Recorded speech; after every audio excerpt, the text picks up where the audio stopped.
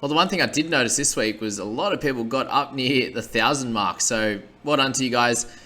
Incredible efforts. Obviously helped by that last game as well. I think a bunch of people were with Burtons, the Kings, the Jacksons, Karaz, for example, if you played them as well. So yeah, well done to everyone. Didn't happen for my team exactly, but is what it is. I thought we were scoring pretty well, to be fair. The last game didn't help us too much with a couple of our players, but 908 overall, and a couple of average scores from guys like Dylan Brown. And the biggest hurt for us was, all three of the teams there was Payne Haas, and about half the teams own him in the top 5,000. So if you didn't, you obviously spent that 750k, 800k, whatever you have on a different player who probably scored you around that 55, 65, somewhere in that. So 30 to 40 points extra on our teams, which was unfortunate. But for this team overall, it's pretty solid. Like, you got Tohu Harris at the 42, Reedy 48, but not the worst thing ever. You got Brownie, not as great. Obviously, Penasini the 39, Aiken 35. The backs with Manu getting 31, obviously not ideal. And having Kola and Karaz on the emergencies with 55 and 73 wasn't great, but there's still some shining lights in there. Really happy with how Elliott's going, making a lot of money. Jason Tamalolo, we spoke about him. Obviously, my love affair with Jace, or my marriage, I should say. Holding Butcher, having McInnes in my team for 3 weeks or so now. It's been great. Holding King, awesome. Cleary and Hines, we lost 18 points from the captaincy. A lot of people blowing off about, I should have captained Cleary, but 18 points, guys. Don't worry about that one. That's not the main issue. It's the injuries to guys like Payne Haas. And in my squad here, I'm really happy and grateful that I managed to hold 3 trades last week. Just use the one, and that leaves me with 12 overall remaining before we get the 4 in round 20. And we gained a little bit in our team value this week, so up over the 13 mil now, 13.68, which is really, really ideal. Happy with that setup now. And moving into round 15, have the 12, as I said, 57 in the bank. And the big question now is going to be Payne Hassan, what we're going to do with him. There's talk now that he's probably going to get named. So it looks like he's going to be a game day decision or close to it in terms of if he's going to be playing this round. And with the Broncos, they will be playing on the Friday night. So we'll be able to find out fairly early, right? So we get the third game of the round. And if we're looking to trade him, there's obviously a bunch of guys that we could look at.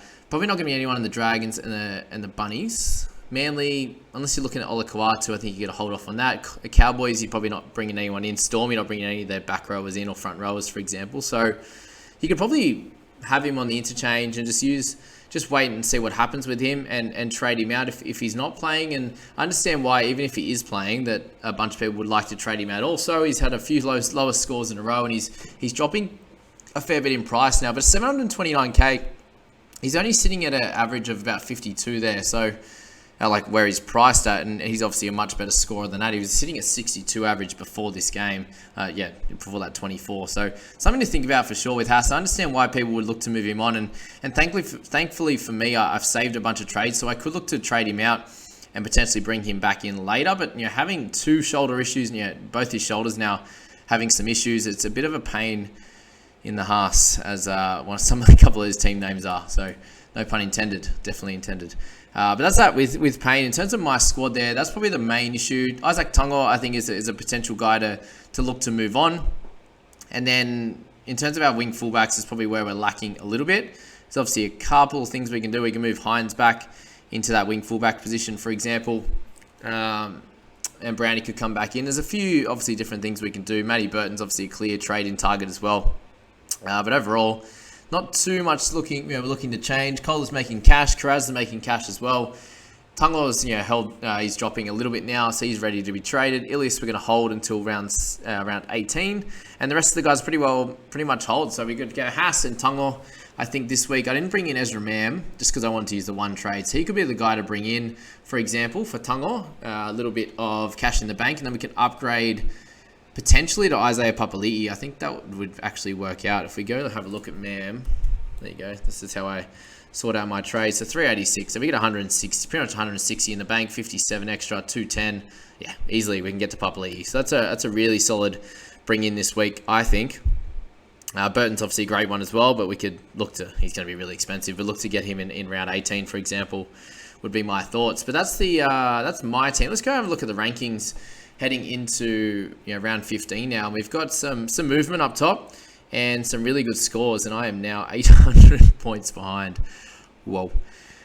All right, so we got, definitely got some movement up top. We got Dylan, who's been up there, in the top bunch for a bit now. He picked up over 1,000 this week. So Robson in there was incredible. Really no down players apart from Tedesco. Burton, Elliott, Madison with the lower one, and has Walsh on the bench with Averillo and Savage. So it didn't pick the perfect interchange or starting side, but pretty well close to it with Garrick doing his thing. And this person picked Hines as captain as well, so it's not really a big issue. And up over 14 million now. Crazy, crazy, crazy. All right, Lucan picked up 1,011 as well, having Clem there with Elliott.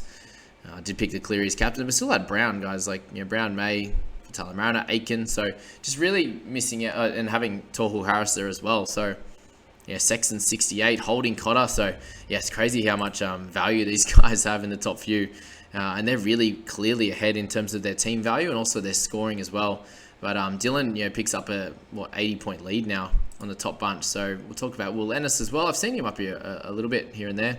1,016 for him, and even playing Hastings there for 29. Manu and Tedesco, that hurt him, but getting some nice scores on the bench with those players. But not playing Kohler either. So these kind of guys are in the same position as us. They just have a lot more money to spend because they've worked really hard the first 10 or so rounds and got themselves in this position. So that's that for my team and those overall rankings. And we'll move on to the head-to-head squad now.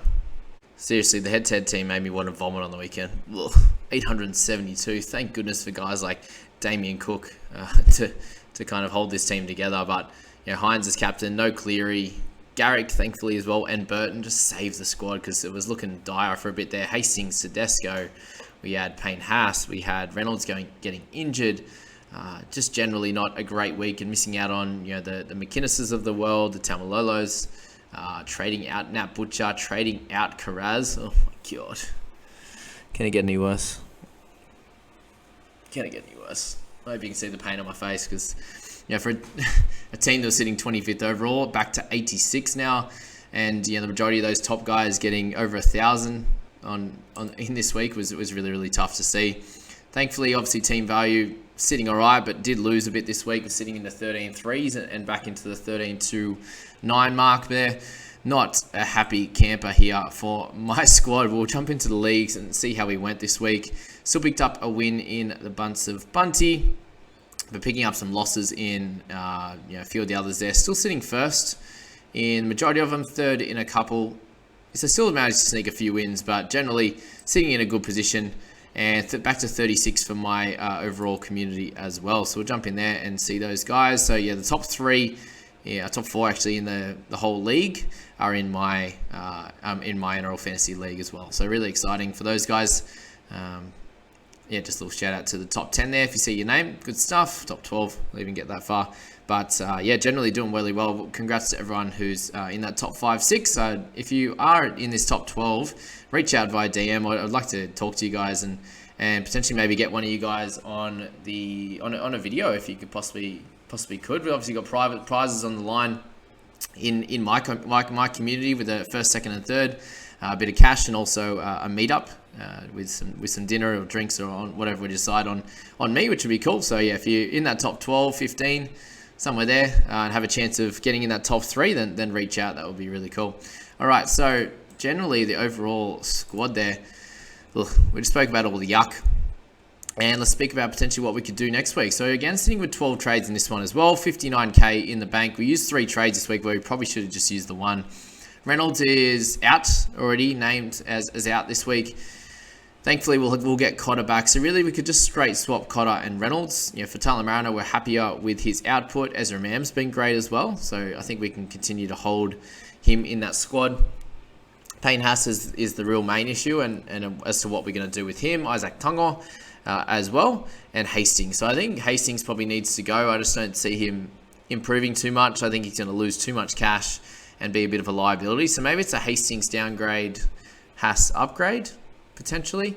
In this one here, when we've got some cheap guys is the main issue. We're sitting with, obviously, Raymond, Kolar, Falls, and Peoples. So what we do here is really, really important. If we're picking up a cheapie, it needs to be someone that's going to make some cash. And thankfully, Raymond and Kolar will, and Ezra Mam. for example. But yeah, if we're going to bring anyone else cheap, they need to make some cash so we can eventually downgrade them to a real cheap guy. That's the general thoughts at this point. Thank God we got Burton in this squad. Teddy's going to come good after that performance, for example, and the Roosters in general. So yeah, they're the three kind of main worries. Tungo, Hastings, and Payne Haas. Probably just best to hold Reynolds this week, like I spoke about. He's going to be playing in 17. Let's just get him some rest in round 15, 16, and then from 16 onwards will be sweet. So that's the head-to-head squad, just a bit this week, and yeah, we're going to work from there and see what happens with the head-to-head squad. And unfortunately, the people squad actually lost ranks as well, picking up a 928. We end up sitting at an overall rank of 208 now, which is really strange. You think that'd be a half-decent week, but obviously just with Payne Haas being out and really, in terms of only playing limited minutes and getting that 24, really killed us again to go along with a couple of others. But really, overall, it was just the Payne Haas one that's the big issue. And 13.16 in terms of our team value is solid. Reed not scoring as well as Robson, for example, is obviously a bit of a killer. But Payne Haas, the big issue. We have Elliott, for example. We're sitting there with Garrick, which was a great trade in this week. Brownie, just the 37, was a killer. Savage, Kohler, and Karaz, all with nice scores on the bench, kind of doing us a little bit dirty, but great money makers there. And we've only got David Mwale there, who's the mainstay at that 220k price. So all the other guys in there are making cash, which is awesome. So we've got Mam and Savage there, really doing a great job for us. 12 trades as well, 25k in the bank. With the main issue being Payne Haas, I think we're in a pretty solid position. We've got real strength up top in our mids and our edges, which you can see on the interchange, as well as our starters. And we traded out Tungo this week, which was a solid trade out to get the 37, but overall not someone that we need to be really holding on to. And guys to look at from here are going to be Burton, so really shoring up that centres and the halves position, considering our backup is Ezra, who has been great, but we would like 3 really good halves, just in case a Cleary or a Brown gets rested or something like that there. So that's really the main thoughts I'd be looking at now is how we get Matty Burton in the side, and potentially it is through Payne Haas. I'm not sure who else we would downgrade at this point. Do you even look at downgrading Karaz? Maybe after the next 2 weeks, depending on how he scores. But if he continues to score well, you need to just keep banking that cash. Generally, the rest of the guys are in a great position. So very tough to be able to get a Matty Burton. Do you wait until 18? Because there's not really no one else to move on from. But yeah, overall, we're still in a nice position at 208. Be very hard to win the league, I think, from here. But we're going to have to make some great trades from here and keep pushing in towards round 17, having a great week there, and see if we can continue building on our great guns in this squad, because we do have a lot. And we've really cleaned up our cheap guys, which I'm really proud of, the trades we've made over the last few weeks. So well done to the guys in the Discord group. So jump in there, guys. That link's in the banner there if you want to check that out, or just ask in the comments if you aren't able to write that in or screenshot it. Copy and paste it was the right word. So if you're enjoying these, guys, I appreciate it if you hit that subscribe button. I'm making videos daily. Hope it's really helping you guys in your strategy. Heading through the middle of the season, it's a pretty important time of the year, very important time of the year to make ranks, and you can see what happens if you have a really big week, get 1,000 or so. You can make a heap of ranks over this next few weeks, and then hopefully do really well in 17 as well. But I hope you enjoyed this, guys. We'll catch you in the next few videos. See you later.